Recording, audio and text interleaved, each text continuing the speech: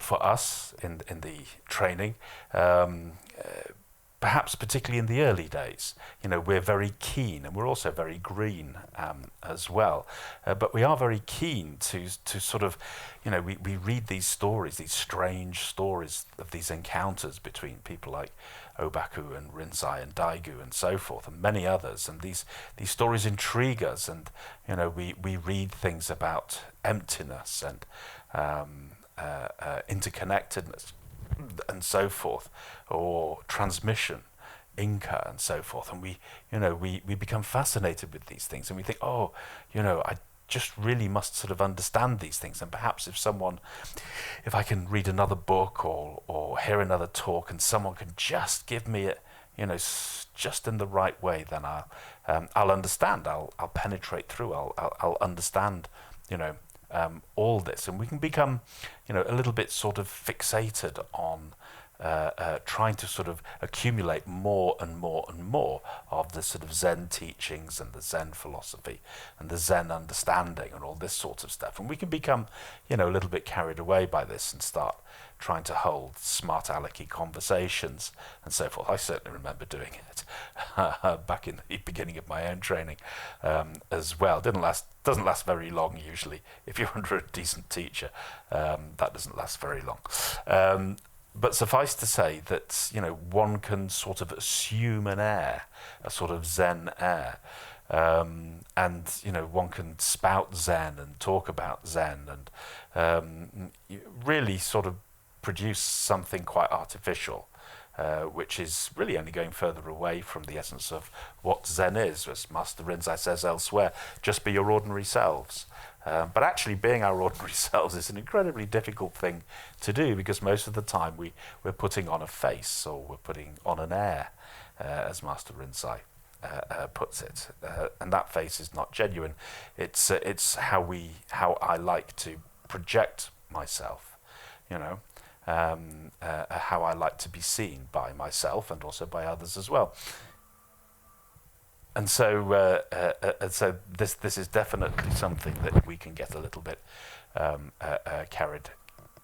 carried away with. On the other hand, Zen tends to talk about emptying out, and in the practice, we're taught to give ourselves away wholeheartedly into what at this moment is being done. So this is the direct opposite, really. So when it comes to transmission, is this talking about, being filled up again by something that the master gives us? So the answer is no.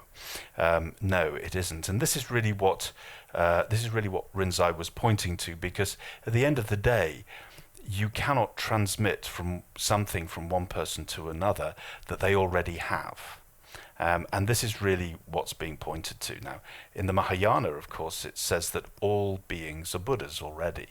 And so if all beings are Buddhas already, then one person cannot transmit the Buddha nature, if you like, to another person, because all beings already have Buddha nature. One can only wake up to or realize something that one already has,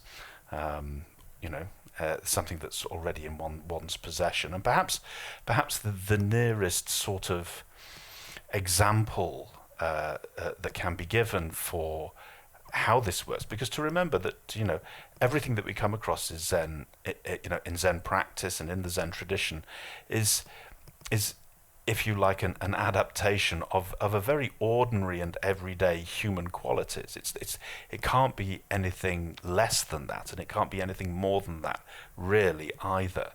As has already been said, insight can only be realizing something that already is, rather than actually getting something that we didn't have previously. And as I say, perhaps the best example of that is in poetry.